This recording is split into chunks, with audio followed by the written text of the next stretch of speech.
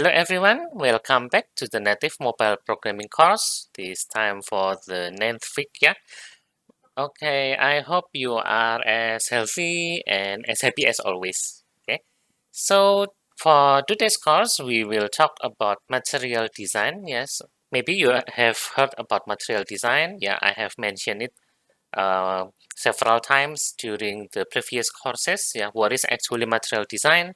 Now let's take a look at material design. Yeah, and actually we have two weeks that we'll discuss material design. So this is the first one, and the last one I think in the let me think, I think in the 14th week. Yeah, so just wait for the second part of the material design topic. Okay. Yeah, but for now, let's take a look at the basic of material design. Yeah, what is a material design and why we should adhere to the material design. Yeah, simply put, material design is a design language, a design system created by the Google team in the Android team to help us as developers to build high quality digital experiences.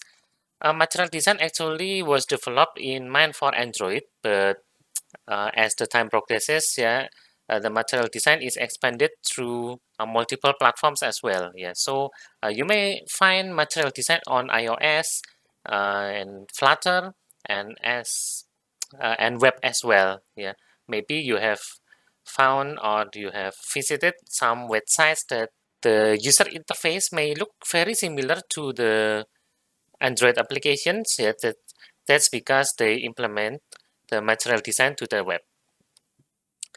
Yeah, here there is a brief introduction of what the material design can do. I think I will full screen it. Yeah, so this is the example of a material design, what we call a material design, the specifications. Yeah, we have buttons and cards and text boxes, yeah, and many layouts that can, when we design it in the specification of material design, can give a high quality look to our application. Yeah, so we will learn about material design. Yeah, maybe one of you think why we need material design. Yeah, can I just design my application as I want? Yeah, of course, we can design our application as we want. Yeah, but our application will not stand out with so many other applications in the Android ecosystem. Yeah, our application will look alien to the Android users. Yeah, so um, back at the pre-material design era, yeah, which is I think it was introduced in Android 5 or Lollipop. Yeah, we have another design language, or actually the design theme. Maybe you have heard about Holo theme. Yeah, yeah, in Android 4 and previous Androids. Yeah, so the design or the UI visual for many applications in Android was not uniform. Yeah, they were not the same. So users may be having experience A by using an application A, but then when she uses application B with the visual design B, yeah, she may need to learn about the user experience, let's say UXB. Yeah, and then when many applications did the same, we really need to learn so many user experiences at once in the Android ecosystem. Yeah, so it was really a mess. That's why the team at the Android developer, yeah, decided we need to redefine, yeah, and create a uniform look for the Android applications. That's why material design was born, and it was introduced in Android 5 Lollipop. Yeah. So the first advantage of using a material design, we are assured to get or to provide a unified user experience across various devices, platforms, and input methods. Yeah. So regardless of using Android or maybe iOS, Flutter, and web, we can assure that the user experience is the same regardless of the device or platform. Yeah, there is one advantage of using material design. And material design also provides guidelines for everything. Yeah, you can take a look for the material design at website material.io, material.io.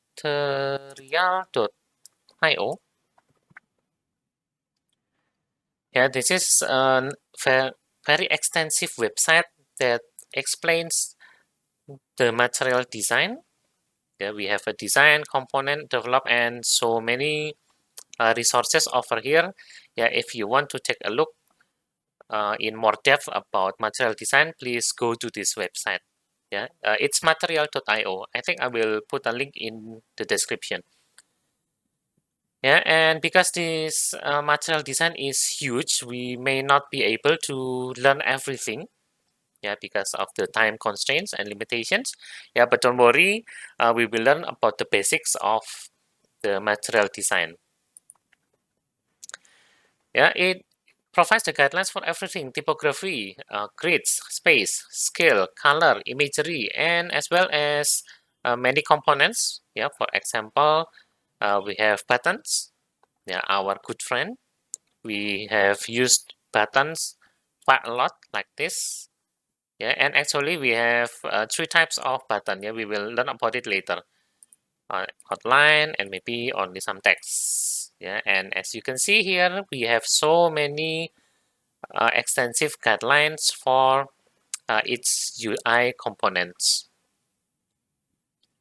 Yeah, and as you can see here, this page is quite long. Yeah, you can learn about it later. Yeah, usually the material design will explain the do's and don'ts. You can take a look by yourself later.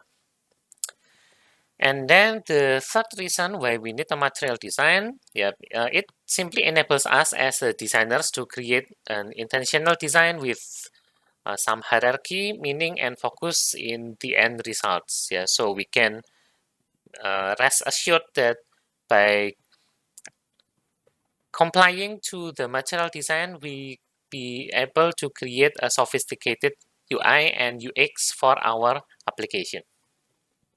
Yeah, that's why for Android applications, we will apply material design, yeah, for the next following weeks into our application.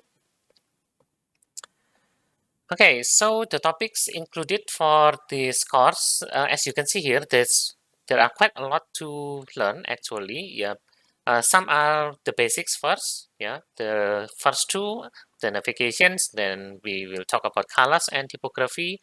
Yeah, they are the basics of material design.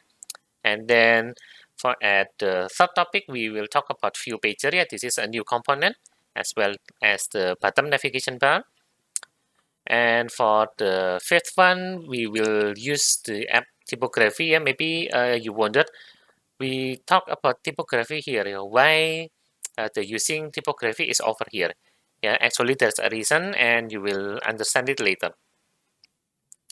Yeah, and then for the rest, these are the components specific to the material designs. Yeah, actually they are not very specific as you can see. Yeah, we have used button a lot, but maybe we unintentionally use the material design version of the button. Yeah, and card as well. Yeah, card is actually introduced in the material design. Yeah, previously we don't have the card component.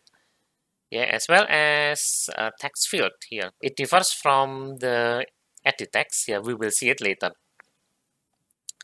Okay, so to make the videos not too long, I will break it down. Each topic in its own video. Yeah, so maybe there's quite a lot video later, but don't worry. As usual, I'll provide you the playlist. Yeah, you can take a refer to the playlist in the description below. Yeah, and right after this, we'll talk right into the first topic, which is navigation. Okay, and before we begin, maybe it's a good idea to prepare our Android Studio first. Yeah, we will create a new project, although in the first two topics we don't um, modify anything in our Android project. Yeah, but please create a new project and then name it for Ubaya students. Please append it with SNRP as usual. Yeah, for everyone else, you can name it as you wish. I name it Hello Material over here. Yeah, so I have created or prepared new Android project, Hello Material, which does nothing for now. I have not modified anything except of installing KAE, yeah, as usual. We will modify our application later. Yeah, but it's a good idea to prepare it now, so when we need it, we can continue to modify our application. Okay, then let's delve in right into the first topic, which is the navigation. Yeah, we must understand how to navigate within an Android application. Yeah, navigation is actually the act of moving between screens within an application. Yeah, our application to complete some task.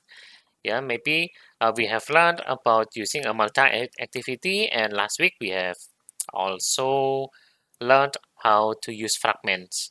Yeah, so we will use it later. If by any case you haven't learned about fragments, please do so. Yeah, I'll give the link to the playlist for the week 8 and the description also. Yeah. Okay, so according to the material design guideline, yeah, you can take a look over there later. Now, for the navigation, we have three navigational directions. The first one is a lateral navigation, the second is a forward, and the third is reverse. Yeah. What are the differences between these three navigations? Yeah, we will talk it right after this. Yeah. And as always within an application, it is possible, yeah, and maybe we unintentionally mix these navigations, yeah. So it is possible to combine these navigation directions in our application. Okay, let's take a look at the first navigation, which is a lateral navigation. Yeah, so what is called lateral navigation? Yeah, it is simply a navigation where the user can navigate between screens at the same level of hierarchy. So maybe I will skip first two here. Yeah, it is easier to explain with hierarchy. Yeah, let's assume that in our application we have three high-level hierarchy here. Yeah, high level. The first is library, the second is recently played, and the third is search.